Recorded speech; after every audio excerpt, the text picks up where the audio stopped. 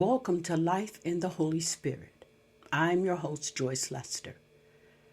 When we live life being led by the Holy Spirit, we will experience power and victory every day and all day. Each week, I teach believers how to be led by the Holy Spirit. You see, life in the Holy Spirit is ultimate Christian living. You can live a struggle free, worry free, and stress free life when you allow the Holy Spirit to guide you, and you will be able to rise above this world's limitations. Well, before we begin today's topic, I want to share a testimony and comments sent to me from a listener from last week's broadcast. She says, "Hi, Sister Joyce. My name is Michelle, and I was just able to hear your broadcast for the first time today on WYCA here in the Chicago, Illinois area. Going through a very difficult time with my 13-year-old daughter. We had just left the dentist, and I needed to hear some Christian music. When you came on, being transparent, I immediately turned to the other Christian station. Holy Spirit said, 'Turn back and listen.' So I did. And man, my soul was blessed. God knows exactly what we need and when we need it. I thank you, woman of God, for that sweet, heartfelt word. The Holy Spirit is our present help in times of need. And oh God, I need you. Stay blessed." Michelle, thank you for sharing your testimony about hearing and obeying the leading of the Holy Spirit. I want all my listeners to know I look forward to receiving your questions and comments.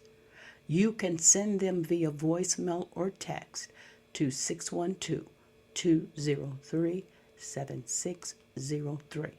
Again, that's 612-203-7603. Well, I'm excited about this topic today, and it is Spirit-led leaders. John 16:13 says, "When the Spirit of truth comes, he will guide you into all truth. He will not speak on his own, but will tell you what he has heard. He will tell you about the future." And we also find in the book of Galatians 5:16 it says, "So I say, let the Holy Spirit guide your lives." Leading a congregation or ministry is one of the most challenging roles for any individual. The responsibility of overseeing and guiding the lives of lost and hurting people is tremendous. There is an estimated 300,000 plus Protestant churches in the United States with an average of 75 congregants, totaling about 22,500,000 people, all having unique backgrounds, physical, mental, and emotional needs, and expecting their pastors to meet their needs. Pastors are expected to be involved in not only ministering to these individuals in their local churches, they are also expected to conduct weddings, visit hospitals, provide marriage counseling, assist in planning and officiating funerals, conduct business meetings, and much, much more. Pastors also have to prepare and preach weekly sermons and teach Bible study. Although some pastors have the luxury of delegating many of these responsibilities, but even that takes time and attention. Then there is the pastor's spouse and children who have many needs, as well as other family members vying for their time and attention. Well, unfortunately, many leaders experience divorce, poor health, or infidelity because they perform most of these roles without the leading of the Holy Spirit. They often work long hours, don't get enough sleep, and operate out of human logic and their emotions when handling day to day issues. Many leaders seek the advice of their family, friends, and congregants before asking the Holy Spirit for His wisdom. You see, I don't believe this is intentional because most leaders have not been taught or have not had role models who allowed the Holy Spirit to lead and guide them. I can empathize with leaders and I understand the challenges of pastoring a church. My husband and I co-pastored a church in Minnesota for over 6 years. When I reflect back on that season, we made many mistakes because we were not being led by the Holy Spirit in every decision we had to make. You see, we loved God and loved His people, but we were often overwhelmed and exhausted by our busy schedules, continuous challenges, and attacks by the enemy. No matter how much we love people, they came with so many unresolved hurts and needs, it seemed we could never do enough. We also discovered a lot about ourselves during this time and realized we too had many unresolved issues, and the day to day challenges with members would cause them to surface. It would seem logical that our prayer life would have increased because we knew we couldn't make it without God. But sad to say, we were often too busy and exhausted to increase our time in prayer because we both were working full-time jobs in addition to pastoring. What we didn't realize is that we could have handled things in a better way had we asked the Holy Spirit for direction before responding to issues that would arise in the church. Instead, we waited until things had gotten out of hand or we had a crisis. Then we asked the Holy Spirit to lead us. My heart goes out to leaders of churches and ministries because I know the price they pay to minister to and lead God's people. I also know much of the pain and pressures leaders deal with is often self-inflicted because it is a direct result of them not stopping to take the time to ask the Holy Spirit for direction. You see, it's easy for leaders to function without ever consulting the Holy Spirit because it is not something most of them have been taught or trained to do. Leaders get so distracted by what they are dealing with that they forget the Holy Spirit was sent to help them and give them direction in resolving matters. I know from experience, if leaders would seek wisdom from the Holy Spirit at all times, many of the problems they find themselves embroiled in would be handled in a totally different manner.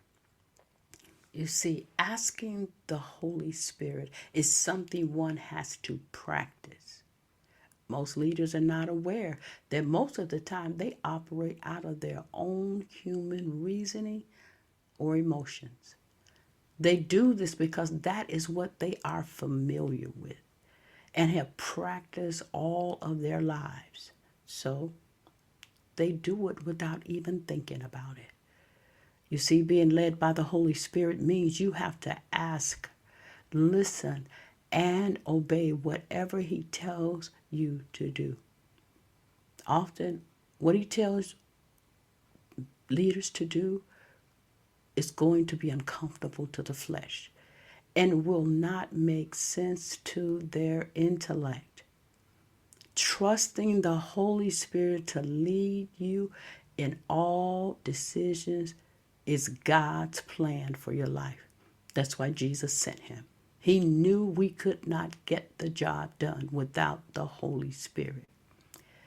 Church leaders should be asking the Holy Spirit to lead them in decisions such as choosing leaders over groups, selecting musicians, business decisions, fundraising, etc.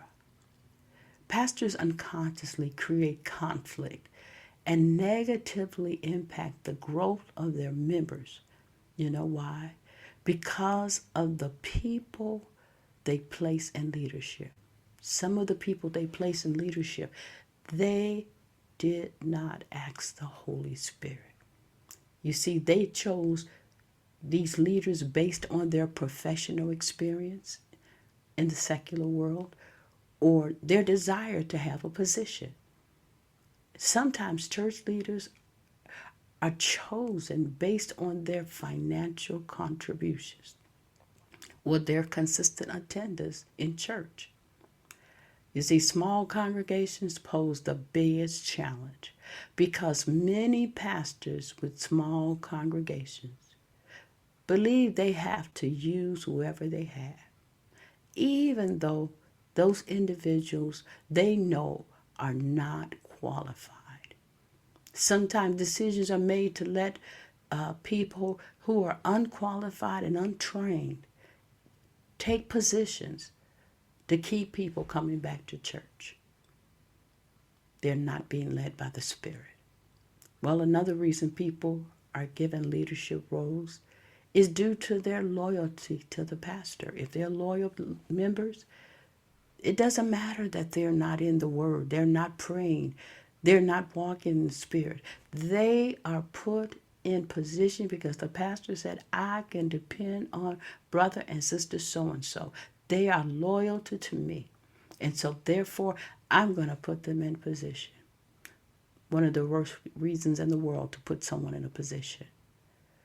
I believe it would be safe to say that when asked, and if the pastors are honest, many pastors would have to admit that they don't pray and ask the Holy Spirit every time for direction when choosing leaders in their churches. You see, another major mistake leaders make is to watch what other churches are doing and duplicate it in their ministry. They do this by adding programs that God has not led them to incorporate. This will be avoided if the pastor is being led by the Holy Spirit. When leaders are led by what other pastors are doing, it can keep the members in their churches so busy with activities, they don't even have time to pray and focus on their spiritual growth. You see, excessive time committed to church activities also require more time away from their families, and they often end up neglecting the things they need to be doing at home. I've seen women who have husbands that do not attend church with them, and often they make the mistake of giving more time to the church than taking care of their first ministry, which is their home, their children, and their husband.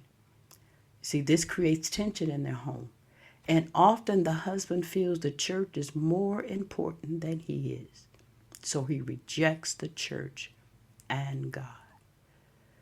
In some churches, pastors and church members get overly busy and they burn out because they are doing things God has not told them to do. They're good things, but they're not God things.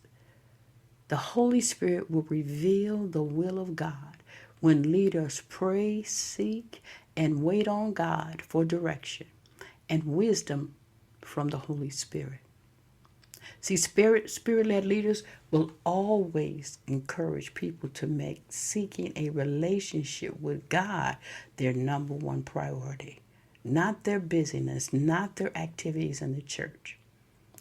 Every leader should be asking the Holy Spirit if their particular denomination is doing what is right for their congregation that they are responsible for. See, when denominational structures were established, often the leaders were not led by the Holy Spirit, but instead by traditions of men. That's why it is up to each pastor, regardless of the denomination that you're in, to seek the leading of the Holy Spirit, but about how to lead the people that you have been placed under your care. And ask the Holy Spirit, what is the best spiritual growth strategy for your members? Pastors, we need to be asking the Holy Spirit to lead us and guide us, not our denominations. You see, it is never too late to incorporate asking the Holy Spirit into your church's operations and diligently seek Him to reveal any shortcomings in your church. And then once the Holy Spirit tells you what those are, that you implement change that the Holy Spirit points out to you. Often pastors will hear from the Lord, but they are more concerned about what their fellow pastors are doing or what others will say. But it is crucial when you hear from the Holy Spirit, and I believe I'm talking to a pastor right now or more than one. You have heard God speak to you through His Spirit to do something, and you have failed to do it. You have procrastinated because you're more concerned about what your fellow pastors will think or your denomination will think. And God is saying, do what I told you to do. Jesus, He was a revolutionary. He was not moved by the status quo. When He heard from the Father, He said, I came not to do my will, but I came to do my Father's will. And He said, I do what the Father says do. I say what the Father says say. This was Jesus. Jesus was never about pleasing human beings. That's why often He walked alone, because He was not going to be moved by people. You see, being a stressed out leader is not God's plan for any pastor. When leaders are not following the leading of the Holy Spirit, they will find themselves frustrated, tired, and oftentimes overwhelmed. And they may even have times when they just feel like giving up. Many churches are being shut down because pastors get tired. They get tired of the struggles and dealing with people. But I can tell you from experience, much of that is because they are not being led by the Holy Spirit. They are not getting a plan for their church from the Holy Spirit. They're not placing people in positions that they have prayed about and put those people in positions because they are the ones that the Spirit has told them to choose. And then the pastors who knew that they were putting someone in position, that they heard God say, that person should not be there. They created their own issues. Because when a person is spiritually immature or a person is yet carnal, they will not make good sub-leaders. They are going to create more problems for you, more headaches for you, and they're going to disrupt the flow of God's work and God's plan and God's growth in that congregation. You see, I used to think that leaders were exempt from having a peaceful life because of the level of responsibility they had. How wrong I was. See, I know many pastors that are worn out, miserable, and complaining about all the problems they're having with the people they're leading. They are miserable. They don't even enjoy being a pastor because they're so focused on all the problems, because they are trying to carry the load on their shoulders. They're trying to figure out why people are and are not doing certain things. You see, when you depend on the Holy Spirit, you don't have to worry about that. You know what? I never hear these pastors that are complaining talk about that they asked the Holy Spirit what they needed to do. I never heard it because they are totally focused on what they see, what they hear, what they feel. You know what? Leaders can preach eloquent sermons and never ask the Holy Spirit to lead them in how to lead their members. See, you have some people, they are great orators, and they can wow the people with their information. But that doesn't mean that they're being led by the Holy Spirit. You see, I saw this in the lives of leaders before I became a pastor. Then I saw it happen in my own life. See, I did not turn to the Holy Spirit every time for guidance. I was not a spirit-led leader. See, God's leaders could be spared much of the pain and the heartache that they go through if they are asking and listening to and obeying the Holy Spirit's direction. We don't have to figure things out. These are not our people. These are God's people. I thank God for the pastor that I now am under, Pastor John Gordon. He always says, these aren't my people. This is not my church. These are God's people. This is God's church. I haven't heard that a lot in the 52 years that I've been saved. Sometimes pastors act as if people belong to them, that they have to be the be all and the end all. They have to figure everything out. They have to be there for everyone else. And then what happens? Your family suffers, your children suffers, your spouse suffers. I've seen and talked to so many miserable pastors' wives. They are miserable. Why? Because pastors are giving so much more of their attention to the church that they have forgotten about their spouses.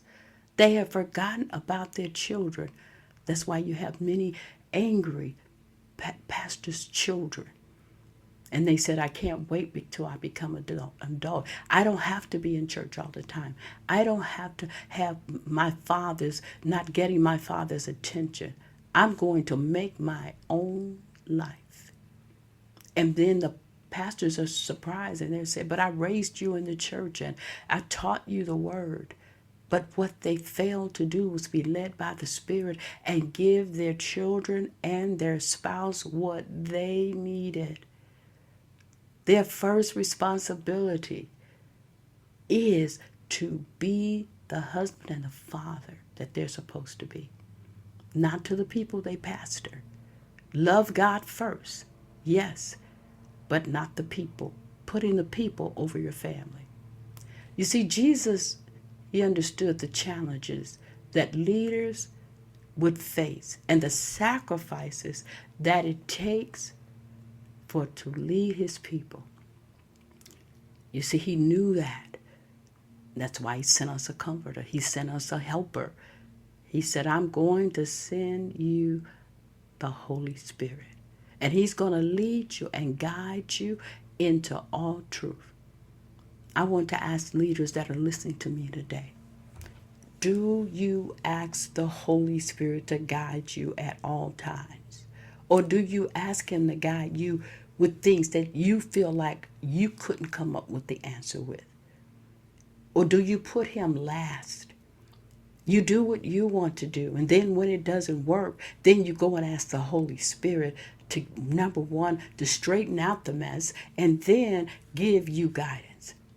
But if you ask the Holy Spirit first, before you make any major decisions, before you do anything, before you leave home in the morning, you ask the Holy Spirit to lead you and guide you.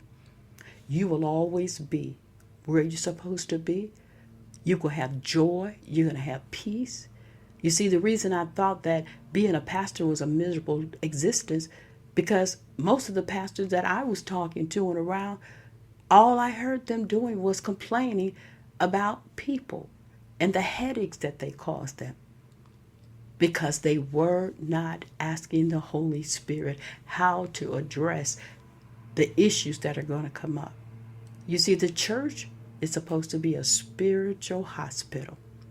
It is a place where people come to be healed, delivered, set free.